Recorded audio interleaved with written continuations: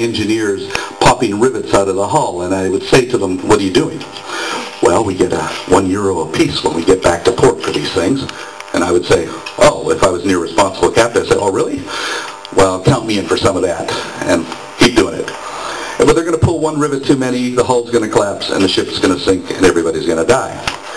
If you look at every species in the biosphere as a rivet in the hull, a spaceship Earth, we're going to pull one rivet too many. And the problem is all our captains, our presidents and prime ministers are all rivet poppers, or they're being paid by rivet poppers. So they keep popping those rivets, and it's all going to collapse. There's very little thought given to the future. What we're dealing with is this thing that I call the economics of extinction, that there's money to be made by driving species into extinction. The bluefin tuna is the best example of that. Mitsubishi, the largest corporation catching and selling bluefin tuna, is already got a 5-year supply of these tuna in their warehouses, flash frozen. They want a 10 to 15-year supply, and they're catching as many as they possibly can. This is a fish that should be on the endangered species list.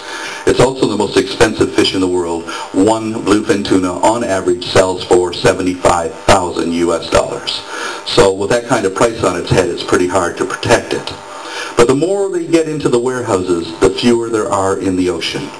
And that diminishment translates into higher prices for the dead ones in the warehouses. And if you can wipe them out, and there's no more bluefin tuna in the ocean, and the only ones left are in your warehouse, you've got $1 million fish and billions of dollars worth of profits for Mitsubishi. And that's all they think about, short-term investment for short-term gain. They don't care about your children or your children's children or their children's children. It's all about what can we do now to make as much money as we possibly can to satisfy our shareholders now. That is this disease that these corporations have become involved in, this greed, which is destroying this planet. And that's what we're fighting against.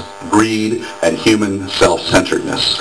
And this idea that somehow we're better and greater and smarter and more deserving than every other species on this planet.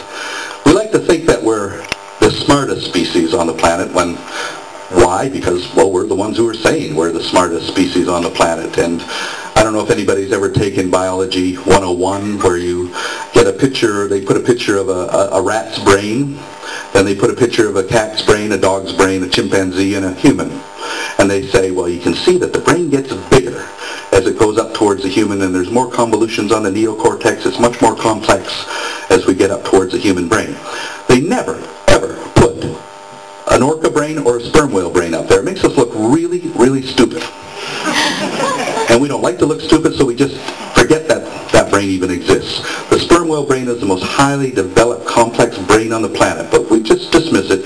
Instead, we spend billions of dollars searching through the universe for extraterrestrial species or intelligence, and if we find that there's a possibility of a bacteria on the moon Europa, they go absolutely crazy while they're wiping out everything on this planet. I mean, this is insanity. It's got nothing to do with, really understanding that the planet that we live in, the spaceship that we live in. And that's really, I came to this conclusion many years ago when we first went out against the whaling fleets in 1975. And I was with Greenpeace at the time. I was first mate on the Greenpeace vessel. And we came up with this idea to protect whales. We were reading a lot of Gandhi at the time, and we thought all we had to do is get between the whale and the harpoon, and who's going to risk killing a human being to protect, to kill a whale. So we thought that would work, and Robert Hunter and I found ourselves in a small little rubber boat in front of a Soviet harpoon vessel bearing down on us at full speed, and in front of us 8 magnificent sperm whales fleeing for their life. And every time the harpooner tried to get a shot, I would maneuver the boat and block his path. And this worked for about 25 minutes until the captain on the Soviet vessel came down the catwalk quite angrily and screamed into the ear of the harpooner, and then he looked at us, smiled, and went with his finger, and we realized right away that Gandhi wasn't going to help us much that day. And a few moments later, there was this incredible explosion, and this harpoon flew right over our head and slammed into the backside of one of the whales in front of us. It was a female in that pod, and she screamed. It was like a woman screaming in pain. It took us completely by surprise that they would scream like that. Sure She rolled on her side in a fountain of blood, and suddenly the largest whale hit the water with its tail and disappeared, and this big sperm whale swam right underneath of us and threw himself out of the water, straight at the bow of the harpoon vessel to protect his pod.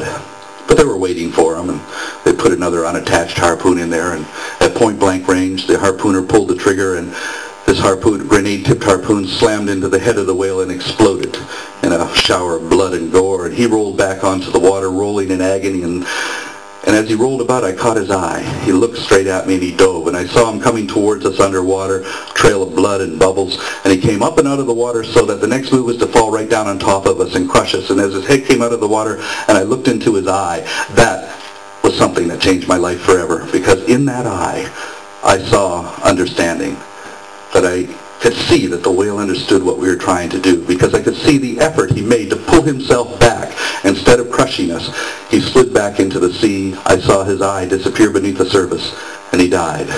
Could have killed us, and chose not to do.